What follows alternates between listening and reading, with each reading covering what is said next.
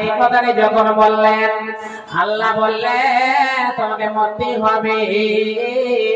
সঙ্গে সঙ্গে মুসা আলাইহিস সালাম বলছেন, রব্বুল আলামিন তাহলে আমার পিছিয়ে কোনো লাভ নাই, আমাকে যদি মৃত্যুবরণ করতে হয়, আমাকে যদি পরকালের মত দেখতে হয়, রব্বুল আলামিন একদিন তো আমাকে মরতেই হবে।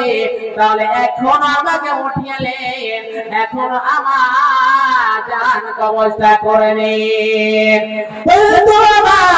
হযরত মুসা আলাইহিস সালাম কি করলেন?